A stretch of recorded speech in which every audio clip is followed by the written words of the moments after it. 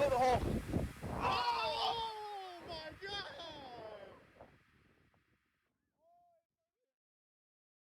What's up, everybody? Welcome back to the second episode of the Golf Collective podcast. I'm your host, Josh Price, here with my co-host, Matthew Paris. Matthew, what are we going to talk about today? We got a couple different great things on the plans for tonight, Josh. You know, kind of our qualifications, the reasons we think we're qualified enough to talk about golf course architecture, sorts of different stuff in the golf world. We've got our favorite courses and also our favorite holes: par three, par four, par five. We're gonna throw in at the end there least favorite hole we've ever played. So that's gonna be a fun conversation. We've got some shared holes we've both played. They're not necessarily both on our list, but we can converse about some of those holes we've both played. So it can be exciting. It can be a good one. Yeah, man. Well, we've played a lot of golf together. We've played, across the country now. We went on a bandit trip almost 2 years ago. Played a lot of golf, seen a lot of good holes, seen a lot of bad holes. And so I'm interested to hear what you got for me. And I'm excited to share, my what I could think of as my favorite holes based on par. Yeah. So Matthew, you're, we both have some backgrounds, college degrees. I think we have a total of 3 degrees sitting in the room. What did you go to college for? Where'd you go to college? And what are you doing? And is there any career path change, or are you happy with what you're into right now? Good question, obviously. So I went to Chattahoochee Tech, got my associate's degree in horticulture, took some classes in turf grass and landscape management, all sorts of different stuff, pruning, just everything, plantings. Had to memorize all the native plants in my state and the surrounding states. So I've got all the plant and outdoor knowledge that you can think of. Currently, I work as a landscape operations manager, mainly installing um sod. We do a lot of sod, so I feel like that makes me a little qualified to talk Talk about about talk turf. about talk about turf, talk about architecture. No, but we do all sorts of stuff. We've got regular maintenance. We've got installation, plants, sod, walls, all sorts of things. So outside all the time, work on in the backyards of lots of houses on golf courses. So see it Some all the big time. names too. I think you slipped up the other day and said you were working in Ronald Acuna's backyard. Well, you know, Next door or something on the long close, lines. close to it, close. That's a big name for us Braves fans here. Yeah, So, big no, Braves but guy. that's my career, and my schooling. I also was a caddy at Reynolds Lake Oconee. 6 great golf courses there. There's a Fazio. There Shout is. out to the guy over here. I don't think But I think you just spilled the beans. I think you just ruined the second half of the podcast. no, no way, I'm just kidding. no way. And then I also caddy at Peachtree, which is highly regarded in the nation. So. I think it came in. It came in the top 100 for this year's Golf.com Yeah, I think rankings. last I remember it was in the 30s. I think it dropped a little Second in bit. it may have dropped a little bit. Second in the state though, so behind Augusta, obviously, in the Obviously, state of Georgia. So no, but I think been on a ton of golf courses, work all around golf courses, obviously in the field with turf and everything like that. So um, yeah, I feel like I at least have a little enough knowledge to discuss these kind of things and at least the installation of them, maybe. yeah. Well, what's your favorite grass? I'm always interested to hear what people like to play on, what they hate to play on. What's So, in your eyes, what's the easiest to kind of maintain, especially in our region, kind of here in the South? mhm. Um, what do you hate to hit off of? Well, it's all gonna be based on sunlight. Um, Easiest to maintain is probably gonna be like a Bermuda or a Zoysia, just because it's you give that full sun and it'll grow anywhere, especially Bermuda. But I would say Zoysia's easiest to hit off of. Bermuda, when you let that rough get thick, Oh man, God, it's something you special. hit the Around club here, face we've got a square. lot of yeah. It's a shank. Around here, we've got mainly Bermuda everywhere, generally.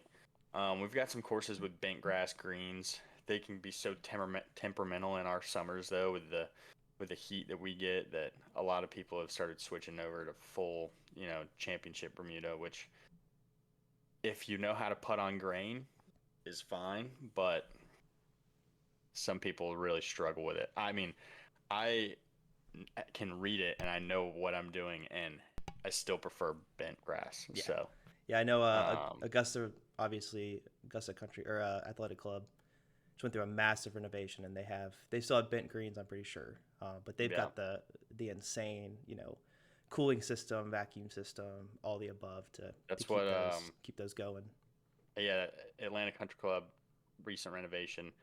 They've got, I don't know the exact terminology for it. You can probably help me out here, but it's heated and cooled water that runs underneath the greens basically, and they can spray whatever they need to on it. So, I actually don't know what that's um, called. they don't have the fans out there. I mean, they got a couple of them, but when you can spray cool water on it and not just, regular ground temperature water, I guess, Yeah, I mean is they probably have guys out there with scissors cutting the grass. They got I don't want to even know what their maintenance it's budget pretty is. immaculate. They put in the Zoysia fairways. Best part about the Zoysia is that ball sits up on top of it, so it's like it's on a tee the whole time. Clip everything. Preferred lies Yeah, without even touching the ball. literally. So yeah, that's kind of my background. Why I feel like I can discuss it and my favorite types of grass. Yeah. Well, in college, like, did you do anything with golf courses? Was that ever mentioned, or was it kind of just strictly Um, just install and plan ID? it was definitely mentioned. There wasn't a full course on it. We probably spent about a week just on. I mean, it's really regular maintenance. They had some golf course mowers in there, some greens mowers and things like that. We got to play around with, but after you know how to cut grass and maintain it, and then all the different chemicals that you can spray on the grass, fertilizers and things for diseases and everything like that, it's really just taking care of grass, honestly. Like you just mow it shorter than a yard. Yeah, you're no different than those TikTok dads at that point. Oh But well, you're definitely I consider myself a professional. good. That's good. Any sights into golf course maintenance, superintendency, any construction ideals or facets um you'd like to kind of explore? I'd love to look into kind of construction. I mean, I think it's along the lines of installing grass that I do now, building, and we do a lot of grading and things like that. So I've got experience in it. Um, Also love where I'm at, with new baby, wife. I got a lot of flexibility where I'm at now. So it would have to be the right opportunity, but definitely interested in and open to opportunities. So Yeah, I think we'll see. We'll see what happens. the one thing about the construction side is like they're basically shipping you off. Like you're Hmm. depending on what you're doing. If you're laying sod strictly, like you can be gone for 6 months. If you're going construction, Yeah. like you're there, they're all 8 to 10 months of the construction phase. So definitely a different lifestyle. I know I met a couple guys on site the other day, and he's like, "Yeah, I'm here. I'm here in the area for 8 months, and then I'll go back home for a couple, and then they ship me off." I think he was going somewhere, Arizona, California, for Okay. another construction job. So it's an interesting lifestyle if you can manage it. I mean, if you're single like this guy was, it was pretty easy, pretty cool to Yeah. kind of live in different spots for a little bit. Definitely. But the construction side's cool. It's pretty interesting. On sites, it's very fun. It's very active. I was out in the rain the other day, which was not ideal, which you probably deal with all the time. All the time. But yeah, man, construction seems like a cool side of the golf course world. I'd love personally to just be able to get a dozer and throw some dirt around, see like what the shapers get Yeah. into and like how it operates. And I'm also really interested in the plan ID side, the turf side. I got my Hmm. master's in landscape architecture, so we did some plan ID, but the way they set it up wasn't ideal for doing anything outside of our region. Kind of like you said, we were actually more condensed in the plan ID region we were studying. So that's something I'm interested in Okay. as well, as going out on golf courses in different regions and like being like, okay, that's this tree, that's this turf, that's this perennial. Kind of seeing what the makeup is and knowing a little bit more every time I step on the course. Yeah, that was something definitely when we were out in Oregon. It's all different kinds of just, I mean, complete different zone for plants. Yeah, So felt like a it different was world. a lot of different stuff. Yeah, which was really interesting for me to see. I know the old guys were kind of geeking out about it too, but A lot of I course. was right there with them. You know, I know so we went from we're down here in 8, 7A kind of temperate hmm zone. Shot up to like a 5-4 yeah, zone, and it's like a different world out there. It's crazy. coastal also. So Very it was yeah. tons of different stuff. The So marine layer. That's something that we don't yeah, see man, every day or ever. So definitely not. well, cool, man. That's definitely you've got some qualifications, and we have conversations all the time about golf courses and what they're planning, what they're not planning. The amount of maintenance that's being used and done, the amount of planning that they should be doing. hmm I was talking with you the other day about just turf and like if there's dirt on the ground, why are they not replacing it with pine straw? Why are they not Yeah, I mean, trying to spray that's like especially around here. That's my biggest thing is a lot of these public golf courses. Turf is the biggest issue in our area because we've got great climate for it. I mean, we can grow whatever we want almost. You can't grow some of the cooler season stuff, but all the golf courses are warm season grasses, and because of the taller trees in the area too, a lot of shade out? there's a lot of shade out. But I feel like some of these guys just don't understand.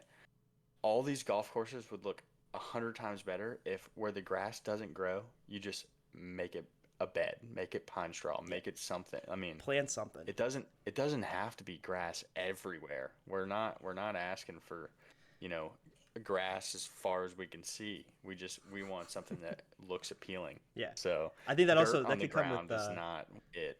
there definitely needs some limb up, especially in Georgia, the Hmm Georgia North Carolina area where we are. Just simple limb ups. Bring your branches up. Get some uniform in your lines on the tree lines, and let the sun come through, let the air come Yeah, through, because a lot of the bare ground you're getting is under canopy. Um, 100%. Yeah.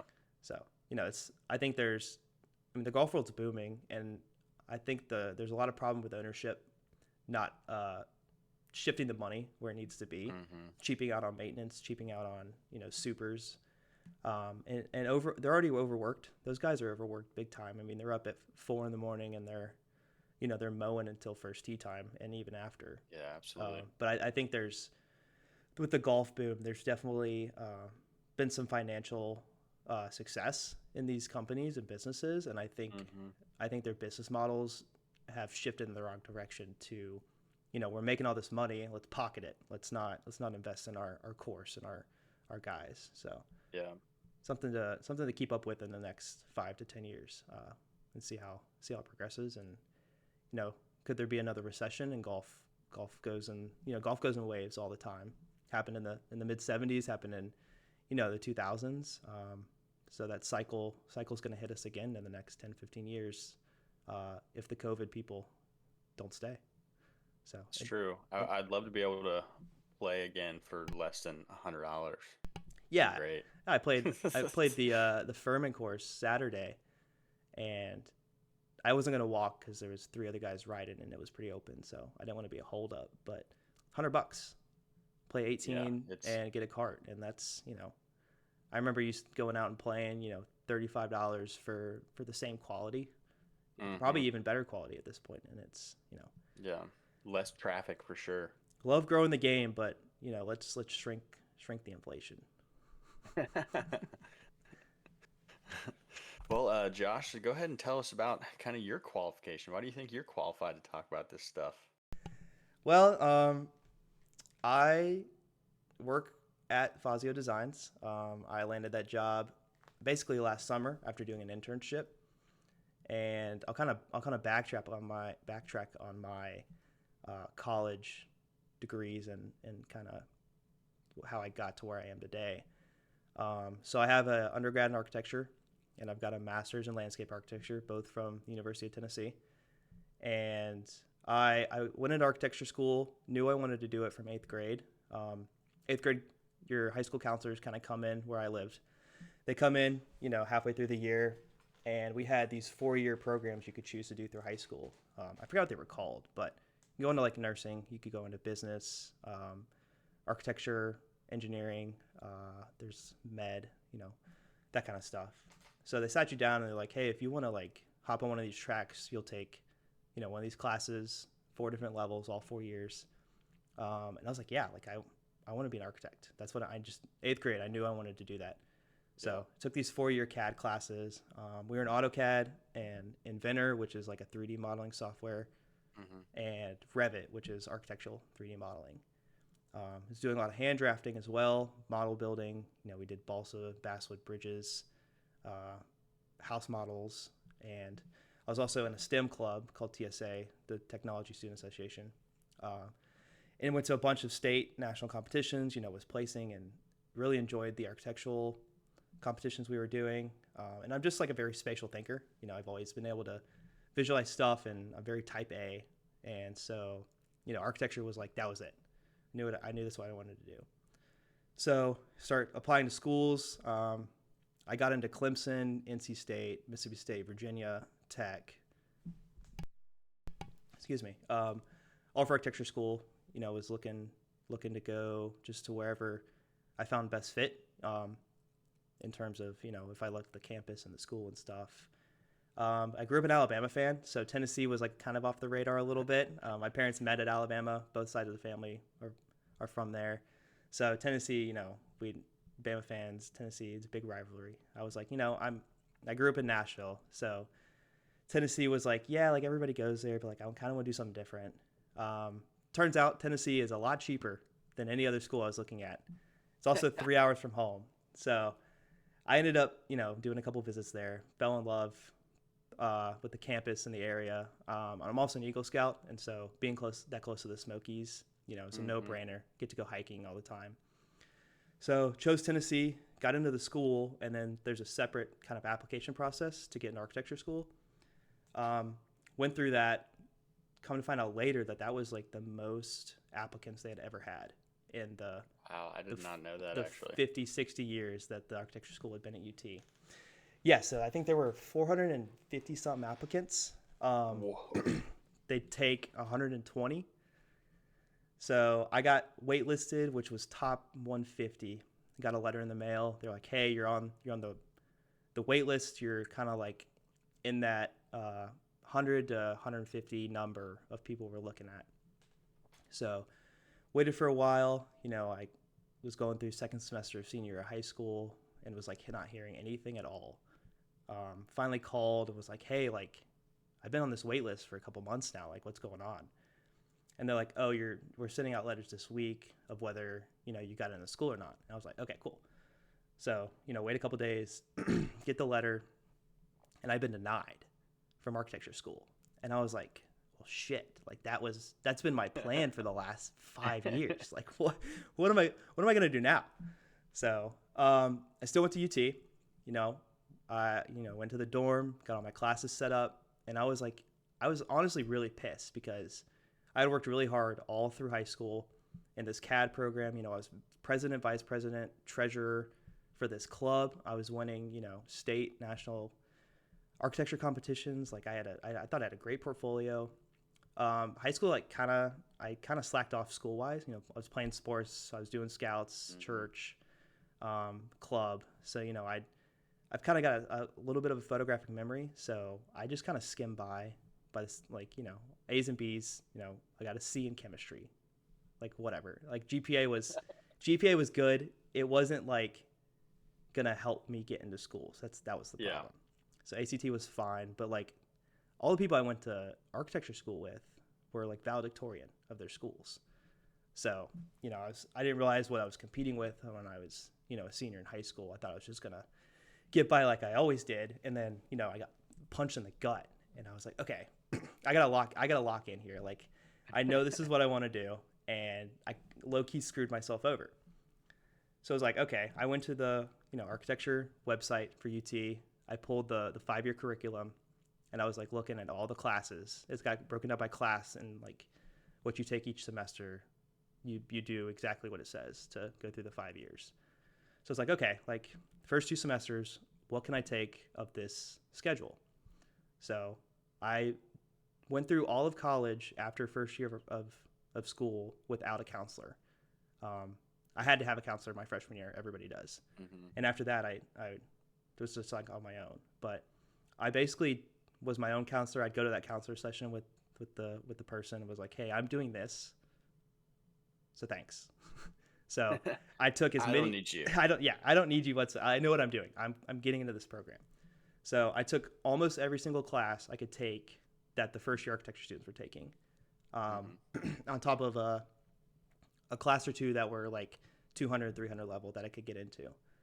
So second semester of college, I'm taking all these classes that they're taking. I applied to the summer transfer program. So the architecture school had a program where for people in the college and outside the college, you could, again, go through like a portfolio review kind of application and get into the summer program where you basically do all your first year studios and kind of core classes, and then you hop right in with the second year of college. So I did that. It was all of June and July, in every day, 5 days a week.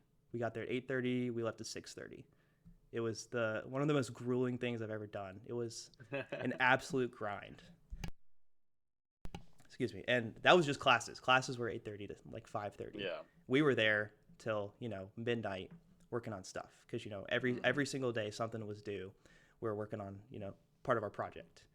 So went through the summer program, and jumped right in with all the second year of architecture school. Thought I had it set. I thought I had it made. Got to where I wanted to be. So you go through third year, second and third year, which was COVID. COVID was my second semester of second year. So I hadn't been in the building with all these people first year. Do the summer transfer program. I finally get to like kind of meet some people first semester, second year, and then they send us home. It's like great. Like I know 12 people, and I was in summer with them the whole time. So they send us home. COVID. I was gone for basically a whole semester. We do like a half and half kind of in person online version of a semester. And then beginning fourth year, I go to Rome for study abroad, which was insane. Coolest trip ever. So study abroad in Rome. Almost thought that wasn't going to happen because of COVID and all of Italy's kind of COVID policies. So go to Rome, it's trip of a lifetime, whatever, and get back. And the second semester of your fourth years is called integrations. And so you're not kind of doing schematic design anymore. You're kind of focused on where does the electrical go?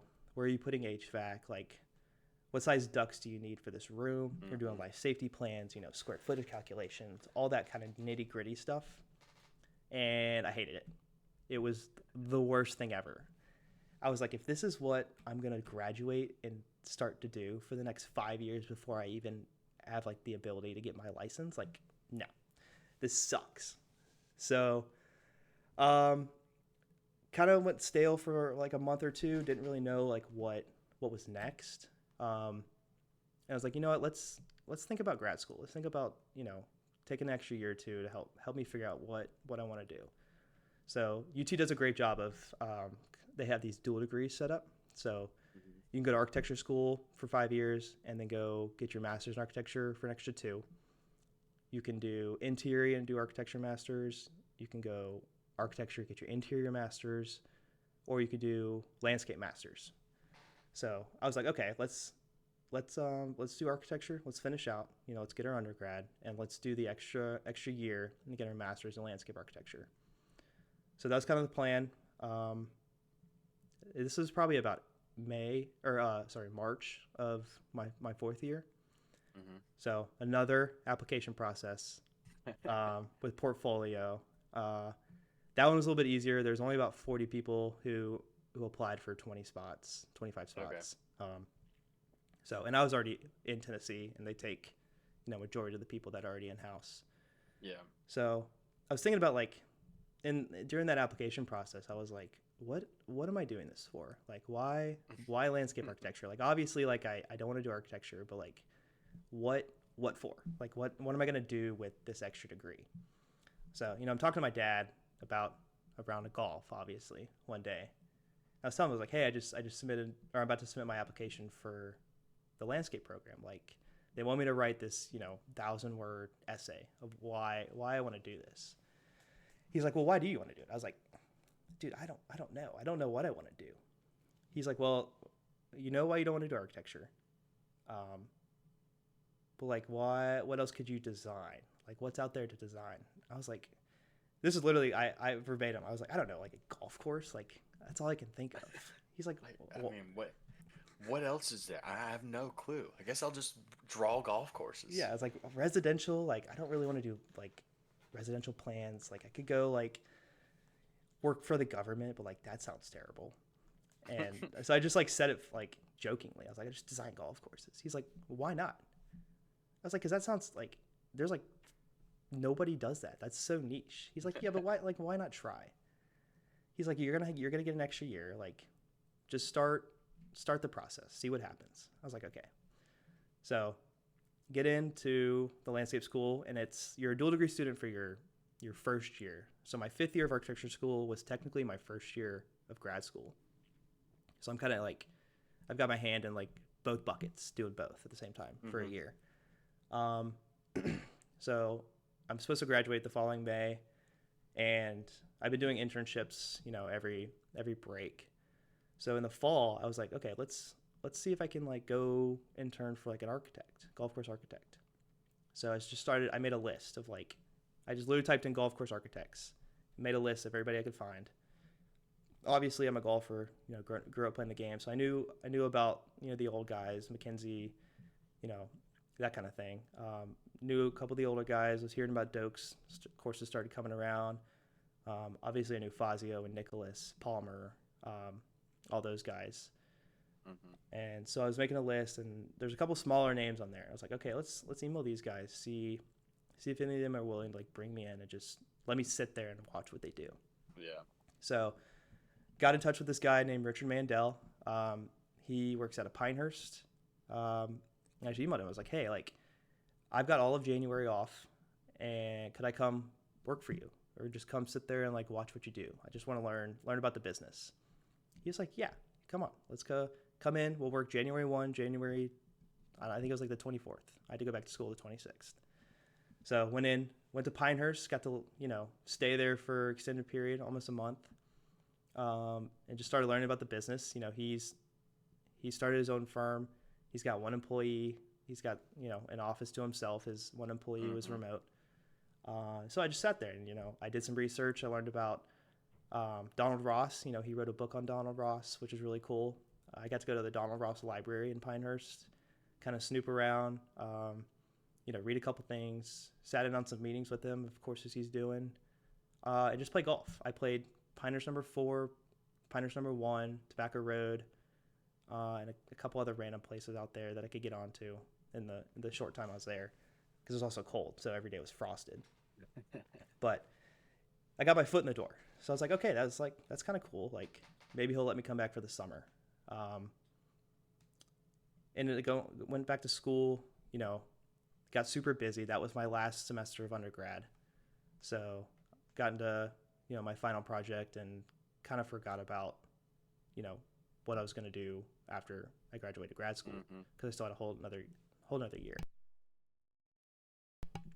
So got to like May, graduation, beginning of May. I'm like, okay, I want to do an internship, but I like kind of want to go somewhere else. Let's try and like, expand my branches here and see who else I can get in contact with. So I was like, screw it. Let's just email everybody. So I emailed Doak, I emailed Corin Crenshaw, I emailed Tiger, emailed Fazio, I emailed Davis Love, Jack Nicholas, you name it. I sent them an email asking for an internship. I heard back from most of them. A lot of them, don't do internships really, or their internship had been filled, or, like Doak was like, I don't really, all I do is travel. I'm kind of, they're a small business. He didn't really have the space to house me or, fund me to travel with him or whatever. But Fazio emails me back, not Tom Fazio specifically, but the Fazio office. And they're like, hey, like, we'd like to get in contact with you about this internship thing. I was like, okay, cool. So I got a phone call. talked to Brian, for a little bit. He's like, send me your portfolio, send me, what you're kind of looking at doing, and we'll figure something out. And so we did. Graduated in May. We went on our trip to Bandon for 5-6 days. Come back, and I moved to Asheville for the summer and started working for Tom Fazio Designs. So super cool. I'm getting to learn I learned a lot more about design, kind of philosophy, what they do. I start archiving all their old drawings.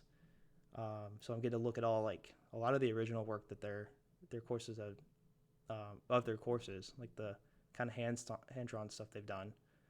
And just I loved it. It was awesome. It was easy in the sense that I enjoyed it so much that it didn't feel like work.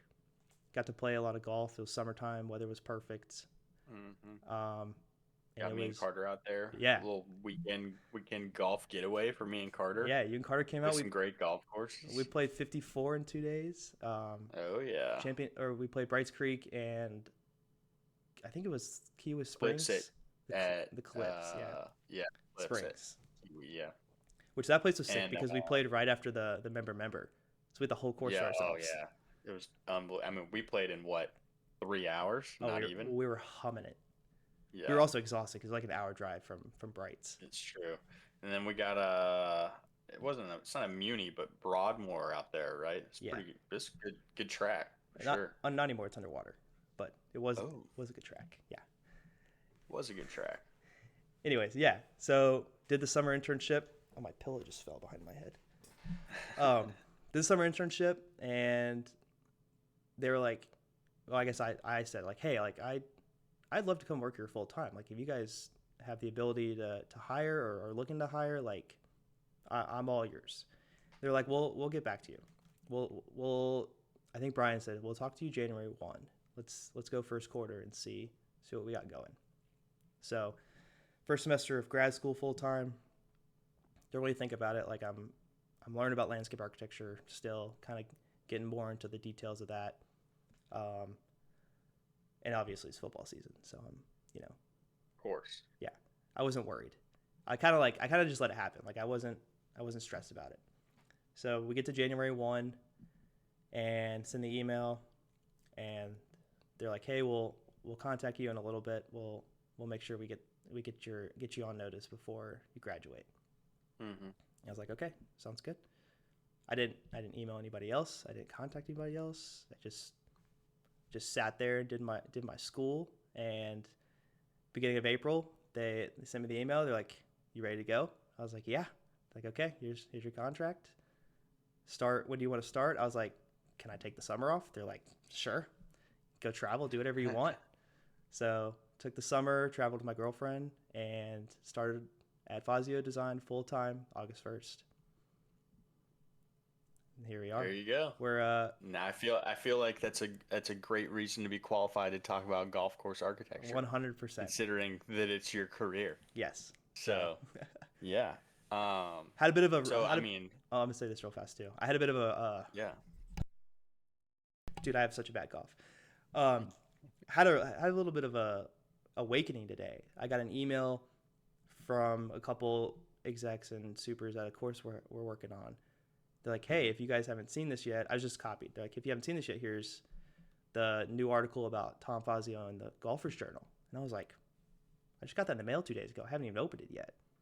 And so I went online and read it, and every picture they took of Tom in the office is the backdrop to my desk. And I'm like, oh my God, that's insane. So it was pretty cool. Yeah, there you go. So working at Fazio, one of the biggest names in I guess golf course architecture that I've ever heard of, really. It's a pretty big deal. There's got to be some perks there. Got to be, greasing some palms, maybe something like that. What kind of golf courses do you get to play? So I haven't played honestly that much since I started working. But I've gotten on a couple courses. I've gotten on Champion Hills here, which is I'd say Tom's home course. He grew up here in the Asheville area. It's Champion Hills. We played Brights Creek together. We also Yep, played, a great golf course. yeah, fantastic golf course, kind of out in the middle of nowhere mountains. It's beautiful. Mm-hmm. We played Kiowa Springs, which is a Cliffs property. If you don't know what the Another Cliffs good one. are, it's a development company that's got about 6 or 7 million plus home properties kind of in the Western Carolinas. And they've got courses. Tom's got 2. I think Nicholas has 1. Palmer has 1. There's a couple other guys. But they're fantastic, well-maintained, some of the best quality you can get in this region. I've also played Waukesha Plantation over in Myrtle, just south of Myrtle. And I think that's all I've played so far. But Wow. I'm definitely have the ability to. I was about to say you're pop the going question. to be able to get on a couple more Yeah. for sure. Don't worry about that. But no, that's great, man. I mean, you're playing some of the golf courses everybody wishes they had access to. So yeah, it's pretty impressive. I'm excited to as far do as some more. as far as your duties, with Fazio, are you running like social media? Like, what's your actual? Are you designing courses for clients? Like, what is your actual job description? So my title is design assistant. Okay. So we've got a couple senior associate. Is that the right senior associates? Senior design associates. There's 3 or 4 of those, and then I'm kind of the in-house guy. So those guys, alongside with Tom, go out to the sites that we're either doing brand new courses or renovations, and they're on property, getting info from the clients, what they want. Mm-hmm. And then I'm kind of in the email chains, and they're like, hey, can you make this base map? Can you move these topo lines to see what this looks like? Can you dig this file up from a couple years ago? Every now and then they're like, hey, we need a couple routing options for this property. Like, can you go in, lay out 18 holes, how you see fit, put together a scorecard, what kind of yardage we got, can we get to par 72? And so there's been a lot of different opportunities. I have my hands in, a ton of different baskets at once. I'm getting to see, these plans for all these different courses. And so I'm kind of the liaison of the physical and digital world to the guys that are out, in the field and talking with contractors and shapers and stuff. Okay. And then I know this from me and you talking as much as we do. We're huge golf course logo guys. So we like to wear the logos. We like to see the logos. Are we? Make a couple redesigns. I want to go ahead and get out ahead of this. This is not we planned. are matching. This was not planned Not planned. at all. Just happened to jump on this call. You're both lucky wearing I the same jacket. Didn't wear the Navy one today. Speaking of logos. I mean, yeah. So great logo. Shout out Bannon Preserve. Little par 3 course there. We didn't even play it. It's fine. It's fine. It's the best logo there. It's true. Shorties now may have it. I gotta be honest. No, but, I think Shorties is the best. Yeah, no, but what's your best Fazio design course favorite logo? I guess I would say. I don't honestly I don't pay attention to the logo half the times. Like I'm in the nitty gritty. Like, well, that's a true shame because it's a shame. But I think Gaza really Ranch. should. Gaza Ranch has a pretty good logo. That's the first one that pops into my mind. So I think that's like, I'll see if I can pull it up. But I think I'm gonna have to go Gaza. That. Okay. If you don't know Gaza Ranch, it's a pretty sweet track. I'm pretty sure it's in Idaho. Whoa. If I had to make my educated guess, yeah, Lake Club. It's a golf and lake club in Harrison, Idaho. It's actually ranked. I'm pretty sure it's in the top 100 this year. I think Tom has 3 courses in the top 100. Okay, that was my next question. Yeah, How so many you guys got? Gaza Ranch, Wade Hampton, obviously, has not been out of the top 100 since it was eligible to be ranked. And then, what's the last one? I believe, I don't remember. I know there's 3. I can't remember what the last one is. Well, we've got plenty of time. I'm sure it'll come to you. It probably will. I know Yeah. I know what it is. I can't think of the name. That's the problem. I'm gonna look it up because it's actually gonna. Is it Wade? You're just out at Wade. No, I said Wade. Wade Gosser. Oh, What's the one in Vegas where they had the match? it's not a. Completely like It's not Wolf Creek, is it? no. Who designed that? I have no clue. I actually don't know. Shadow Creek. Shadow Creek. That's what it's called. I'm pretty sure it's Shadow Creek.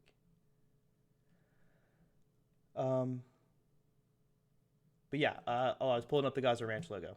I can't, dude. It's been a long day. I worked an extra hour today because I had a couple extra things to finish up. Careful. Burning the 4 o'clock oil.